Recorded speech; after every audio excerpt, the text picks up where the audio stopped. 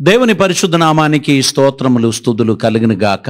మన regular Bible study కోసం ఎదురు చూస్తున్న మీ అందరికీ ప్రభు పేరిట వందనాలు తెలియపరుస్తున్నాం. ప్రతి వారము మనము దేవుని వాక్యాన్ని క్షుణ్ణంగా పరిశీలించడానికి, ఒక్కొక్క వచనాన్ని లోతుగా ధ్యానించడానికి దేవుడు మనకిచ్చిన కృపను బట్టి దేవునికి వందనాలు చెల్లిద్దాం.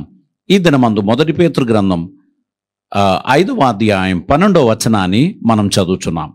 మిమ్మను హెచ్చరించుచు ఇదియే దేవుని సత్యమైన కృప అని సాక్ష్యము చెప్పుచు సంక్షేపముగా రాసి మీకు నమ్మకమైన సహోదరుడని నేను ఎంచిన సిలువాను చేత దీన్ని పంపుచున్నాను. ఈ ఒక్క వచనమును గురించి దాదాపు 3 వారాలుగా మనం ధ్యానం చేయటం జరుగుతుంది. ఈరోజు దేవుని యొక్క కృపను గూర్చి అనేటువంటి అంశాన్ని మనం ధ్యానం చేద్దాం. దేవుని కృప అనేటువంటిది అద్భుతమైనటువంటిది. మన జీవితంలో దేవుడు అనుగ్రహించిన తన అపారమైన కృప చేత ప్రతిదినం మనం బ్రతుకుచున్నాం. ఈ పాండమిక్లో దేవుని కాపుదల మనకు లేకపోయి ఉండిన ఎడల ఈరోజు మనం ఉండే వాళ్ళం కాదు. దేవుడు తన అపారమైన కృపలో మనల్ని పరిపాలించినందుకు, మనకు తన సన్నిధిని దయచేసినందుకు మనం దేవునికి స్తోత్రం చెల్లిద్దాం. 84వ కీర్తన 11వ వచనంలో దేవుడైన యెహోవా సూర్యుడును కేడెమునై ఉన్నాడు, యెహోవా కృపయు ఘనతయు అనుగ్రహించును. దేవుడు కృపను అనుగ్రహిస్తున్నాడు, ఘనతను అనుగ్రహిస్తున్నాడు. యథార్థముగా ప్రవర్తించు వారికి ఆయన ఏ మేలును చేయక మానడు. గనక దేవుని యందు నమ్మకముగా ఉండి దేవుని ప్రేమించుచున్న తన బిడ్డలకు, దేవుని సేవించుచున్న తన బిడ్డలకు ఆయన తన కృప అనుగ్రహిస్తాడు. అది మాత్రమే కాదు, వారిని ఘనపరుస్తారు అని వాక్యం సెలవిచ్చుచున్నారు. మన ఆత్మీయ జీవితంలో మనం అభివృద్ధి పొందడానికి, దేవునికి ఇష్టలుగా మనం జీవించడానికి మనకు అవసరమైనది మన సామర్థ్యం కాదు, దేవుని కృప. దేవుని కృప మన ఉన్న ఎడల మనం ఆశీర్వాదకరమైన జీవితాన్ని మనం కొనసాగించగలం. అనుదినం మనల్ని నడిపించడానికి దేవుడు నమ్మదగిన వాడు అనేటువంటి పరమార్థమును మనం ఏమాత్రం మర్చిపోవద్దు. అపోస్తల కార్యం 11వ అధ్యాయం దాని 23వ వచనాన్ని మనం చదివినట్లయితే, అతడు వచ్చి దేవుని కృపను చూచి సంతోషించి ప్రభువును స్థిర హృదయములతో హత్తుకొనవలనని అందరినీ హెచ్చరించెను. ఇక్కడ మనం చూస్తూ ఉన్నాము, దేవుడు పంపినటువంటి తన సేవకుడు దేవుని కృప నిమిత్తమై వారి హృదయములను స్థిరపరచినట్లు మనం చూస్తూ ఉన్నాం. దాని యొక్క 22వ వచనం చదివినట్లయితే, వారిని గూర్చిన సమాచారం యెరూషలేములోనున్న సంఘపు వారు విని బర్నబాను అంత్యోక్య వరకు పంపిరి. బర్నబా వచ్చి దేవుని కృపను గూర్చి వారికి వివరించి, వారిలో ఉన్న దేవుని కృపను చూచి సంతోషించి ప్రభువును స్థిర హృదయములతో హత్తుకొనవలనని అందరినీ హెచ్చరించారు అని మనం చూస్తున్నాం.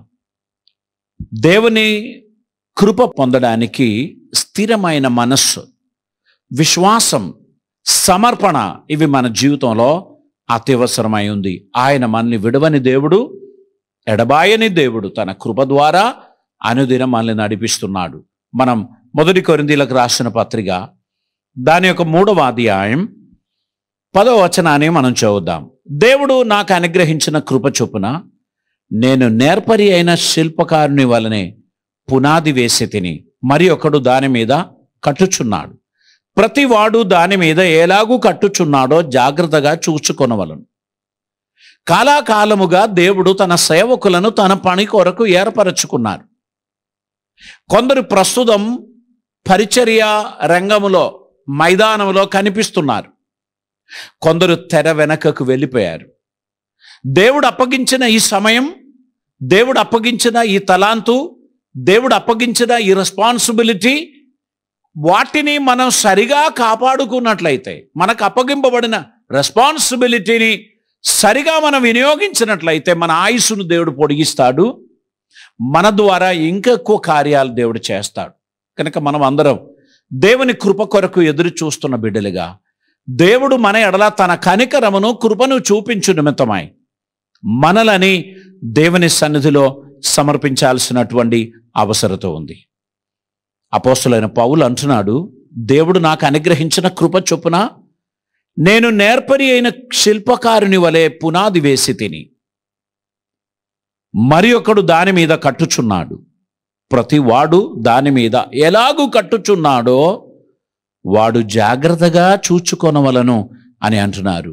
నన్ను మరొకరు చూసుకోవాల్సిన అవసరం లేదు, నేనే నా విషయమై జాగ్రత్త పడాలి. దేవుడు నాకు అప్పగించిన పనిని నేను సరిగా చేస్తున్నానా, దేవుడు నాకు అప్పగించిన కార్యాన్ని నేను ఎంత నమ్మకముగా చేస్తున్నాను అనేటువంటిది నేను పరిశీలించాల్సినటువంటి అవసరత ఉంది.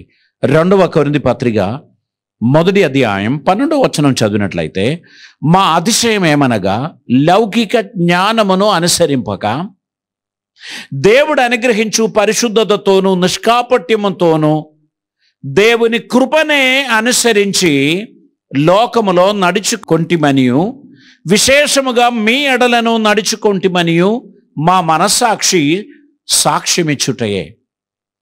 దేవుడు మన జీవితంలో అద్భుతమైన కార్యములు చేస్తున్నాడు అని మన మనస్సాక్షి సాక్ష్యమిస్తున్నారు. మనం ఏదైనా అతిశయపడినట్లయితే దేవుని కృప పైనే అతిశయపడాలి. మన తెలివితేటల పైన కానీ, మన సామర్థ్యం పైన కానీ, మన వాక్చాతుర్యం పైన కానీ, మన మంది బలం పైన కానీ, మన డబ్బును బట్టి కానీ మనం అతిశయపడకూడదు.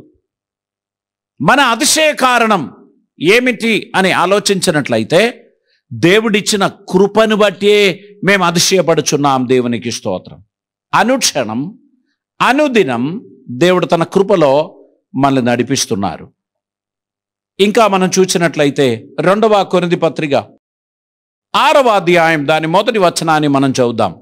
కాగా మేము ఆయన తోటి పనివారమై మీరు పొందిన దేవుని కృపను వ్యర్థం చేసుకొనవద్దని మిమ్మను వేడుకొనుచున్నాము. దేవునికి స్తోత్రం.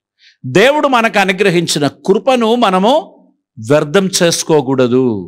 దేవుడు మనకు అనుగ్రహించిన కృపను చాలా విలువైనదిగా మనం కాపాడుకొని భద్రంగా దానిని సంరక్షించుకొని మనం ముందుకు నడవాల్సినటువంటి అవసరత ఉంది. వాటిని మనం ఏమాత్రం నిర్లక్ష్యం చేయకూడదు అని దేవుడు మన గురించి ఆశించుచున్నారు. మనం చేయుచున్నటువంటి ప్రతి కార్యములు కూడా ఆయన మహిమార్థంగా ఉండినట్లు మనలని సమర్పించాల్సినటువంటి అవసరత ఉంది. గలతీ పత్రిక 2వ అధ్యాయం దాని యొక్క 21వ వచనాన్ని మనం చదివినట్లయితే, నేను దేవుని కృపను నిరర్ధకం చేయను, నీతి ధర్మశాస్త్రం వలన అయితే ఆ పక్షమందు క్రీస్తు చనిపోయినది నిష్ప్రయోజనమే. ధర్మశాస్త్రమును బట్టి ఎవ్వరూ కూడా నీతిమంతులుగా తీర్పు తీర్చి పొందడం లేదు. మనము దేవుని కృపను బట్టి మనము నీతిమంతులుగా తీర్పు తీర్చబడ్డాం. కాబట్టి మనము అతిశయపడేది కేవలం దేవుని కృపను బట్టే. దేవుడిచ్చిన కృపను నిరర్ధకం చేయకూడదు అని ప్రభు మన గురించి ఆశించుచున్నారు. ప్రతినిత్యం ఆయన అడుగు జాడలో నడుచుకుంటూ ఆయన చిత్తం నెరవేర్చడానికి మనమందరం పిలువబడిన వారమై ఉన్నాం. ఎఫెసీయులకు రాసిన పత్రిక 3వ అధ్యాయం 7వ వచనంలో, దేవుడు కార్యకారియగు తన శక్తిని బట్టి నాకు అనుగ్రహించిన కృపావరము చొప్పున నేను ఆ సువార్తకు పరిచారకుడనైతిని. దేవుని కృపావరమును బట్టి సువార్తకు మనం పరిచారకులమైనం. దేవుని కృపావరమును బట్టి ప్రార్థనా దళములో మనం వాడబడుచున్నాం. దేవుని కృపావరమును బట్టి మనకు అడ్మినిస్ట్రేషన్ చేయడానికి ఉన్న సామర్థ్యం దేవుడిచ్చాడు. దేవుని కృపావరమును బట్టి మనం మెయింటైన్ చేయుచున్నాం. దేవుని కృపావరమును బట్టి మనము దేవుని కార్యముల్లో పాలిభాగస్తులుగా మనం ఉండగలుగుతున్నాం. ప్రతి విషయములో దేవుడు తన కృపను మనకు అనుగ్రహించి మనలని అద్భుతంగా నడిపిస్తున్నాడు అనేటువంటి విషయాన్ని మనం ఎప్పుడు కూడా మర్చిపోవద్దు. దేవునికి స్తోత్రం. హెబ్రీయులకు రాసిన పత్రిక 2వ అధ్యాయం 9వ వచనం మనం చదివినట్లయితే, దేవుని కృప వలన ఆయన ప్రతి మనుషుని కొరకు మరణం అనుభవించినట్లు దూతల కంటే కొంచెము తక్కువ వాడుగా చేయబడిన యేసు మరణము పొందినందున మహిమా ప్రభావములతో కిరీటము ధరించిన వానిగా ఆయనను చూచుచున్నాము. దేవునికి స్తోత్రం. దేవుని కృప వలన ఆయన ప్రతి మనుష్యుని కొరకు మరణము అనుభవించాడు. దేవుడిచ్చిన కృపను బట్టి యేసు ప్రభువారు సమస్త మానవాళి కొరకు మరణాన్ని అనుభవించాడు. మీ యొక్క జీవితంలో, నా యొక్క జీవితంలో మనం చేయుచున్న ప్రతి కార్యములు కూడా దేవుని కృపను బట్టేనండి. మీరు ఒక మంచి గాయకులుగా గుర్తింపు పొందారా? అది మీ స్వరమాధుర్యమేమీ కాదు, దేవుడు మీకు ఇచ్చిన కృప. మీరు టెక్నికల్ ఫీల్డ్లో సామర్థ్యము, నైపుణ్యత కలిగిన ఒక టెక్నీషియన్గా మీరు మారారా? అది దేవుని కృప. మీ ఎడల దేవుడు చూపిన కృప. మీరు చేయుచున్న ప్రతి పనిలో ఆ నైపుణ్యత ప్రజలకు కనబడుచున్నది. మీరు ఒక ఆర్టిస్ట్ అయితే మీరు తీస్తున్నటువంటి చిత్రపటాలు చాలా అందముగా ఉండడానికి కారణం దేవుడు మీకు అనుగ్రహించిన కృప. మీరు చేయుచున్న ప్రతి పనుల్లో మీకు ఫలితం కలుగుచున్నది, మీరు సఫలులవుతున్నారు అంటే దాని అర్థం దేవుడు మీకు ఇచ్చిన కృపను బట్టి మీరు సామర్థ్యం కలిగిన వారై మారారు. గనుక అన్ని రంగంలో ఉన్న ప్రతి ఒక్కరు కూడా దేవునికి కృతజ్ఞతాస్తుతులు చెల్లించాలి. మీరు ఒక సక్సెస్ఫుల్ ఫాదర్గా, సక్సెస్ఫుల్ మదర్గా, మీ పిల్లలందరూ మిమ్మల్ని గౌరవించు వారిగా మీరు ఉంటున్నారు. అది మీ తెలివితేటలు అనుకుంటున్నారా? దేవుడు మీ ఎడల చూపిన ప్రత్యేకమైన కృప. మీరు ఒక ఉపాధ్యాయునిగా మీరు సక్సెస్ అవడానికి కారణం దేవుడు మీకు అనుగ్రహించిన కృప. మీ మాటలు మీ విద్యార్థులకు మనసులో తట్టి వారు వాటిని జ్ఞాపకం చేసుకొని వాటిని వారు పరీక్షల్లో రాసి వారి విజయం పొందుచున్నందుకు మీరు విజయం పొందారు. మీ క్లాసులో ఉన్న స్టూడెంట్స్ అందరూ ఓడిపోయి ఫెయిల్ అయిపోయారంటే మీరేం సక్సెస్ఫుల్ టీచర్ కాదు. మీ పిల్లలందరూ మీరు చెప్పే మాటలను అర్థం చేసుకొని మీరు చెప్పినట్లు వారు ప్రాక్టికల్గా వాటిని చూపించుచున్నారు గనక you are a perfect teacher. దేవుడు మీకు ఇచ్చిన కృపను మర్చిపోవద్దు. మీరు ఒక పేరు పొందిన డాక్టర్ అయ్యారు. మీరు చదివిన వాటికన్నా ఎక్కువగా దేవుడు మీకు ఇచ్చిన కృపను బట్టి మీరు రోగిని పరీక్షిస్తున్నప్పుడు ఆ రోగం డయాగ్నైజ్ చేయడానికి దేవుని కృప దేవుడిని మీకు ఇచ్చారు. మీరు సూటబుల్ మెడిసిన్ ప్రిస్క్రైబ్ చేయడానికి దేవుడు తన కృప మీకు ఇచ్చారు. మీరు చేసిన వైద్యం సక్సెస్ అయింది. మీ మెడిసిన్ ఆ పేషెంట్లో పని చేసింది. రెండో వ్యక్తిని తీసుకొచ్చారు, వారు కూడా సక్సెస్ అయ్యారు. పేషెంట్లు ఒకరి వెనకాల ఒకరు మీ దగ్గరికి వచ్చిన వారందరూ రోగ విముక్తి పొందినందుకే మీరు ఒక సక్సెస్ఫుల్ డాక్టర్ అయ్యారు. ప్రజలందరూ మీ గురించి మంచి నైపుణ్యత కలిగిన డాక్టర్ అండి అని చెప్తారు. ఎందుకు తెలుసా? మీరు రాసిన ప్రతి మెడిసిన్ కూడా ఆ రోగికి కరెక్ట్గా సూటబుల్ అయింది. ఇది దేవుని కృపేనండి. వైద్యులారా, సర్వశక్తి సంపన్నుడైన దేవునిపై ఆశ్రయించండి. మీ రంగంలో మీరు సక్సెస్ అయ్యారు. ఒక పోలీస్ ఆఫీసర్గా మీరు స్టార్ట్ చేసినటువంటి ఆ పనిని మీరు సక్సెస్ఫుల్గా ముగించగలిగారు. మీరు ఇంటరోగేట్ చేసినటువంటి వ్యక్తి నిజం పలికాడు గనక ఎక్కువ దేహోపద్రవం చేయడం అక్కర లేకుండా వారు మీకు సత్యాన్ని బయటపెట్టారు. You are a successful police officer. ప్రతి విషయంలో దేవుడు మనకు అనుగ్రహిస్తున్న నైపుణ్యతను బట్టి, తన కృపను బట్టి ఆ ఫీల్డ్లో మనం సక్సెస్ అవుతున్నాం. అమ్మా, నువ్వు వంటగదిలో వంట చేసేటువంటి వ్యక్తివే, కానీ ప్రతిసారి నువ్వు డైనింగ్ టేబుల్ మీదకి తీసుకొచ్చేటువంటి ఆ రుచికరమైన ఆహారములు మీ కుటుంబ సభ్యులు భుజించి నిన్ను అప్రిషియేట్ చేస్తున్నారు.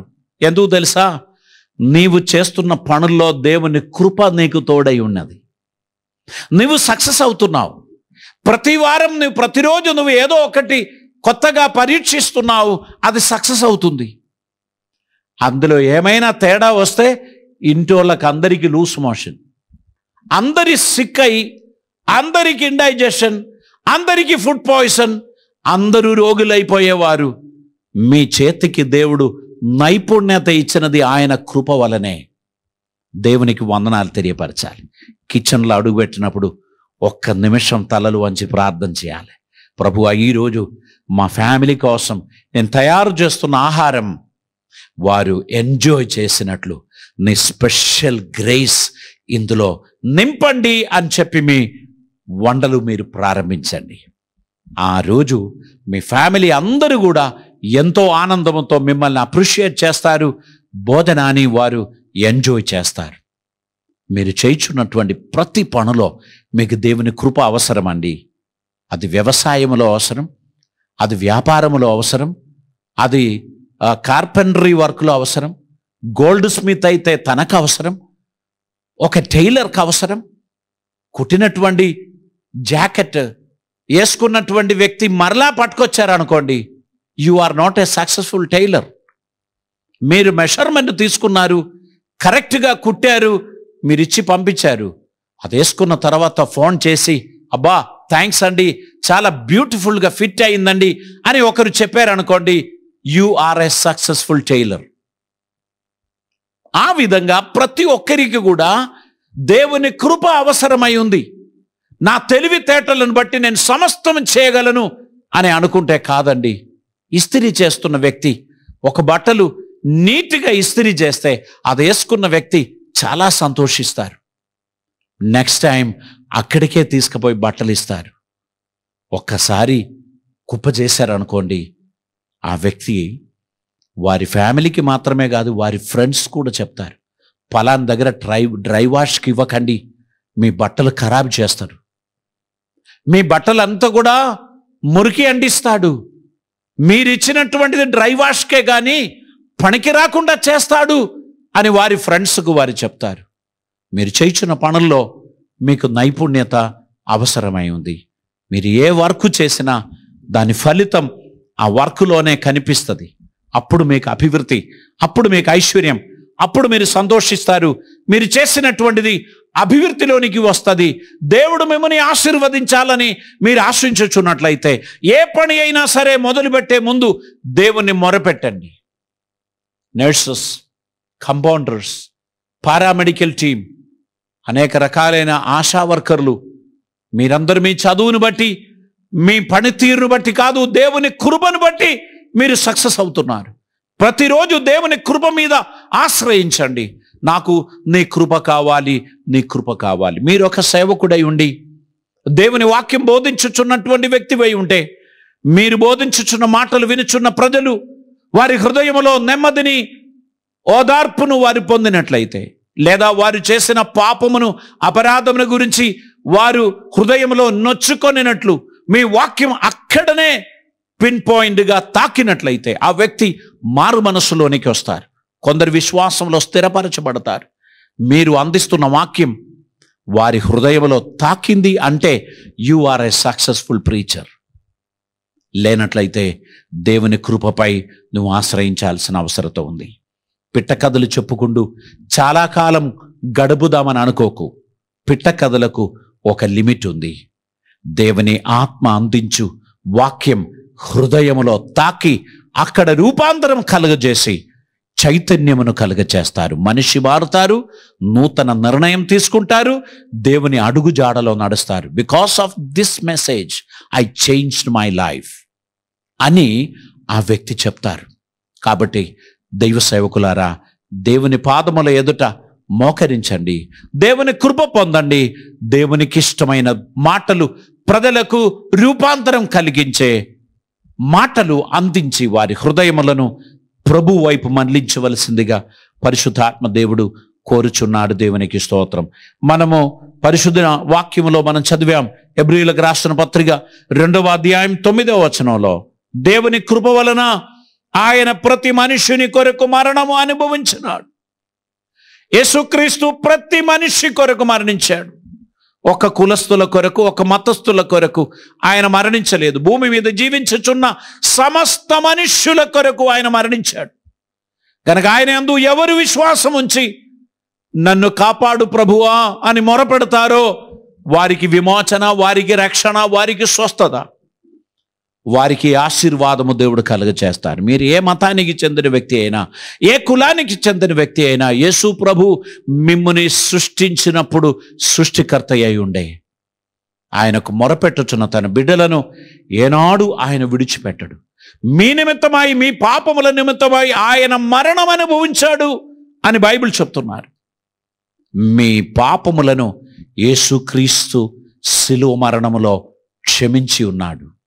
ఎందుకు మీకు క్షమాపణ దొరకలేదు, ఇంకా నీ అంతరాత్మ నిన్ను వేధిస్తుంది అని మీరు అనుకున్నట్లయితే మీరు ఆయన కృపను అప్లై చేసుకోలేదు. మీ మనస్సులో, మీ హృదయంలో దేవుని కృపను అప్లై చేయడం, నేను ఇప్పుడు ఒక ఉదాహరణగా చెప్తాను.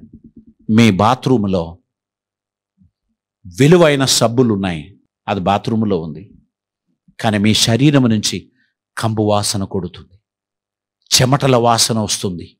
3 రోజులుగా మీరు స్నానం చేయలేదు, మీరు సబ్బు వాడుకోలేదు, మీ ప్రక్కన ఎవరు కూర్చోలేకపోవచ్చున్నారు. మీరేం చేయాలి తెలుసా? ఆ సబ్బు ఎన్ని సంవత్సరాలు బాత్రూంలో ఉన్నా మీ ఒంటి మీద ఉన్న మురికిపోదు. మీరు చేయి చాపి ఆ సబ్బు తీసుకొని మీ శరీరంలో రాసి స్నానం చేస్తే మీ శరీరం పరిశుభ్రం అవుతుంది. దేవుని కృప కూడా అటువంటిదేనండి. దేవుని కృప మీ సమీపముగా ఉన్నది, కానీ మీకు అందుబాటులో, మీకు అది దొరుకుతలేదు. కారణం, మీరు దాన్ని అప్లై చేయడం లేదు.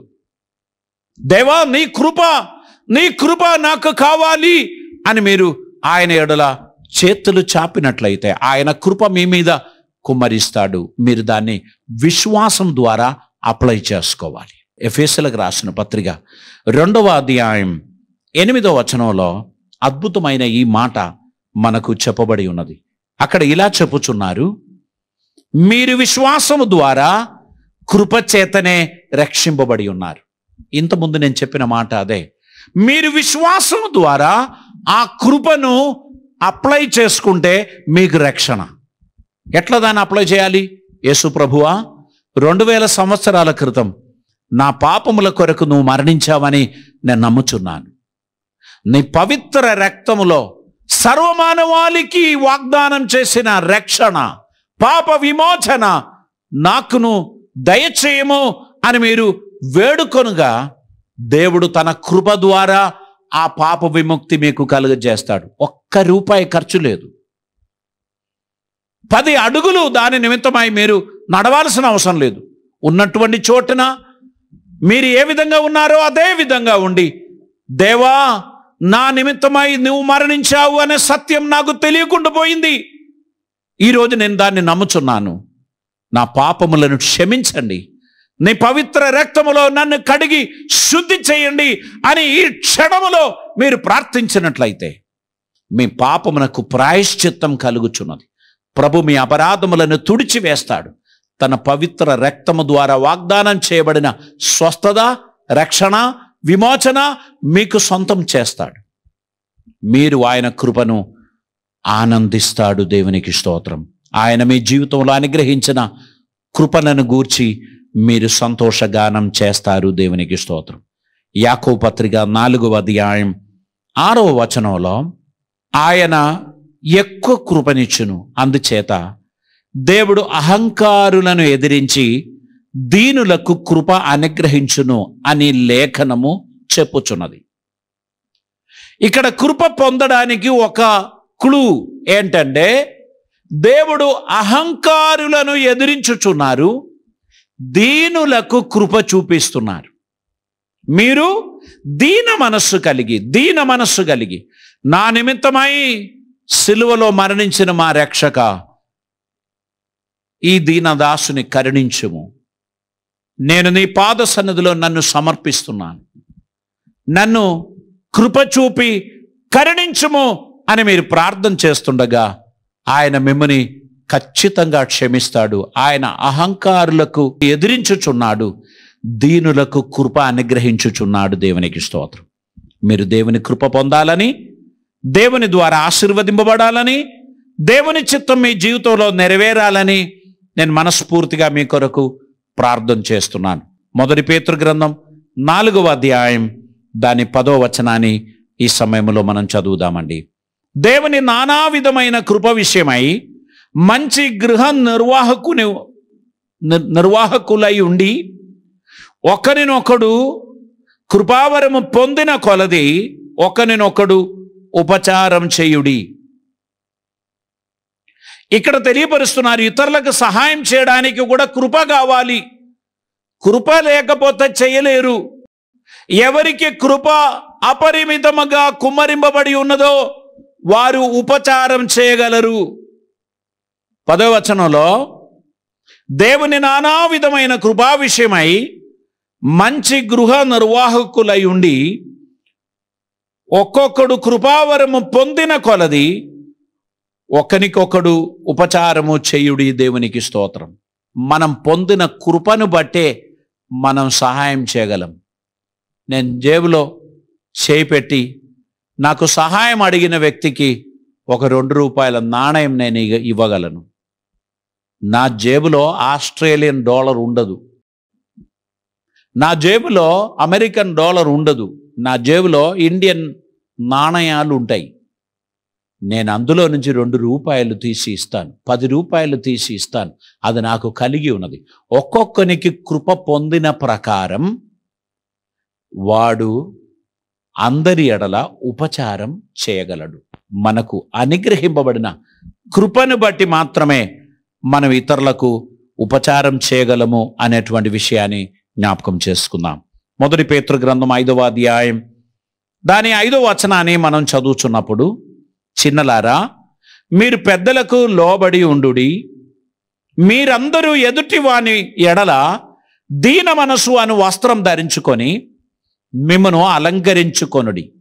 దేవుడు అహంకారులను ఎదిరించి దీనులకు కృప అనుగ్రహించును. ఇక్కడేమంటున్నాడు? మీరందరూ పెద్దలకు లోబడి ఉండుడి, మీరు అందరి ఎడల దీన మనస్సు గలవారై ఉండుడి. ఎందుకనగా దేవుడు అహంకారులను ఎదిరించి దీన మనస్సు గల వారిని కృపచేత ఆశీర్వదిస్తున్నాడు. దేవుడు తగిన సమయమందు మిమ్మును హెచ్చించున్నట్లు ఆయన బలిష్టమైన చేతి క్రింద దీన మనస్కులై ఉండుడి. దేవునికి స్తోత్రం. దేవుడు మనలని తగిన సమయంలో హెచ్చించినట్లు, దేవుడు మనలని తగిన సమయంలో ఆశీర్వదించినట్లు, దేవుడు మనలని తగిన సమయంలో వర్ధిల్ల చేసినట్లు ఆయన సన్నిధిలో మనల్ని మనం దీన మనస్కులై సమర్పించాల్సినటువంటి అవసరత ఉంది. ఈరోజు మనం ధ్యానించుచున్న అంశం దేవుని కృప. దేవుని కృప ఎంతమందికి అవసరం? దేవుని కృప చదువుచున్న విద్యార్థికి అవసరం. లేకపోతే కృప లేకపోతే చదివినది ఏది మనస్సులో నిలిచి ఉండదు. దేవుని కృప ఉపాధ్యాయునికి అవసరం. తను నేర్పించినది పిల్లలు గ్రహించాలంటే దేవుని కృప అవసరం. దేవుని కృప తల్లిదండ్రులకు అవసరం. దేవుని కృప పిల్లలకు అవసరం. దేవుని కృప అన్నలకు అవసరం. దేవుని కృప తమ్ముళ్ళకు అవసరం. దేవుని కృప అక్కలకు అవసరం. దేవుని కృప చెల్లెమ్మలకు అవసరం. ప్రియులారా, మనం దేవుని కృప పొందితే తప్ప మనం సక్సెస్ అవ్వము. మనం దేవుని కృప పొందకపోతే మనం అభివృద్ధి చెందము. మనం దేవుని కృప లేని వారమైతే మనం ఆశీర్వదింపబడలేం.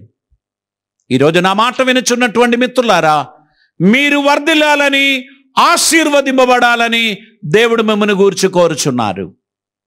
అందుకు మీరు చేయవలసిన ప్రార్థన, దానికి తగినటువంటి కృప నాకు దయచేయండి. మీరు ఒక డ్రైవర్ అయి ఉన్నారు, 30 సంవత్సరాలుగా డ్రైవింగ్ చేస్తున్నారు. కానీ ఈరోజు డ్రైవింగ్ చేయడానికి మీకు దేవుని కృప అవసరమై ఉంది. ఈ రూట్ చాలా పాతది. మీ వెహికల్ మీ చేతికి బాగా అనుకూలమైన వెహికల్. కానీ ఈరోజు యాక్సిడెంట్ నుండి నువ్వు తప్పింపబడాలంటే నీకు దేవుని కృప అవసరమై ఉంది. ప్రతిరోజు ప్రతి పనులు మనం చేసుకుంటూ పోతున్నాం. ఈరోజు నేను అపజయం పొందకుండా ఉండడానికి నాకు దేవుని కృప అవసరమై ఉంది. దేవునికి స్తోత్రం.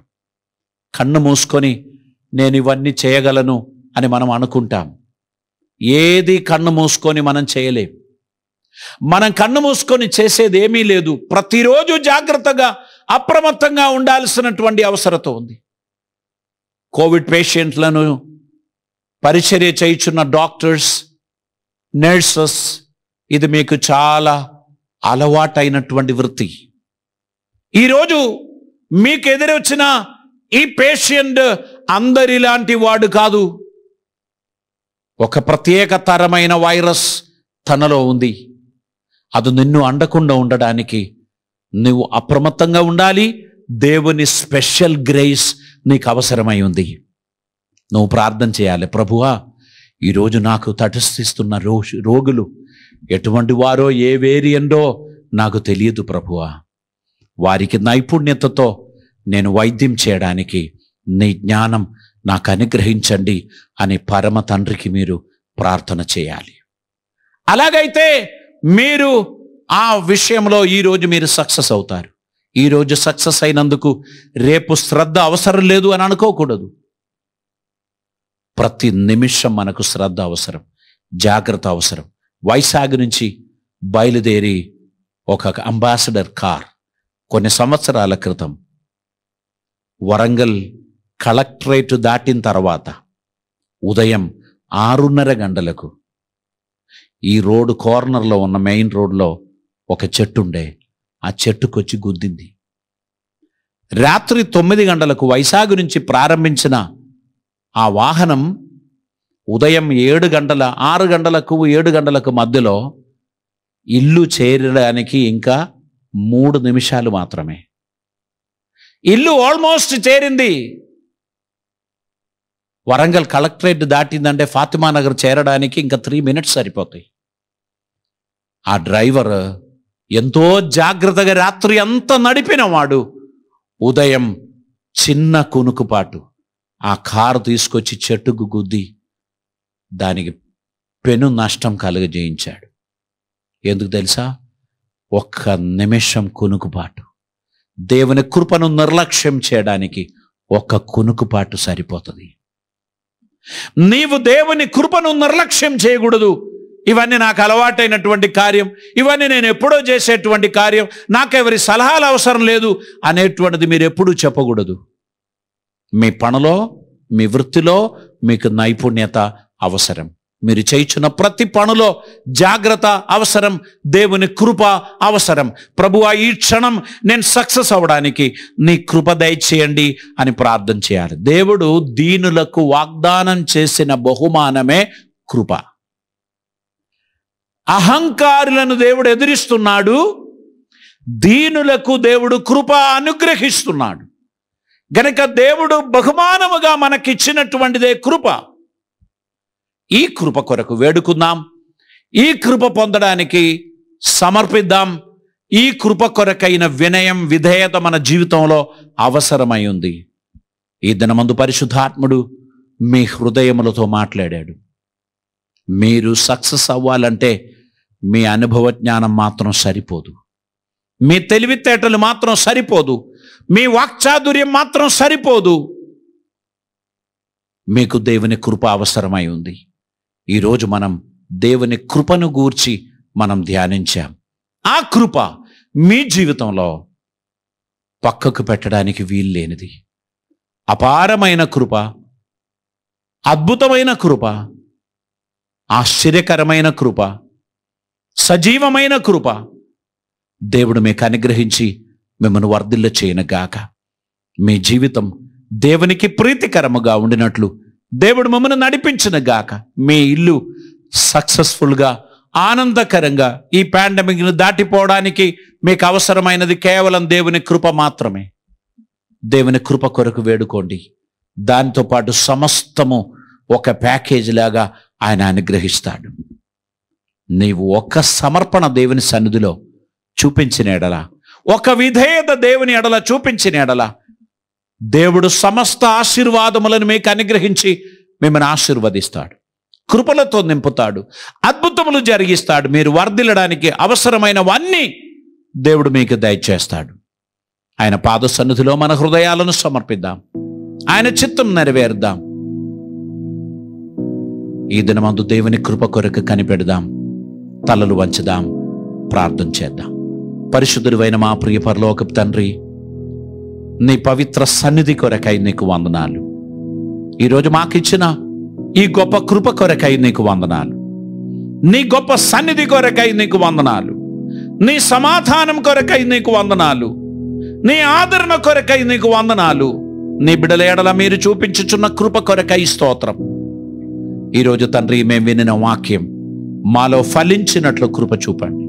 మేమేదో అయిపోయి ఉన్నాం, మాకు ఇంకేం అవసరం లేదు అనేటువంటి ఆ ఓవర్ కాన్ఫిడెన్స్ను పక్కకు పెట్టి ప్రతినిత్యం, ప్రతిరోజు, ప్రతి సమయం, ప్రతి క్షణం నీ కృపపై ఆశ్రయించి నీ చిత్తం నెరవేర్చి బిడ్డలుగా మేము ఉండినట్లు మీ సహాయం మాకు అనుగ్రహించమని ప్రార్థిస్తున్నాం.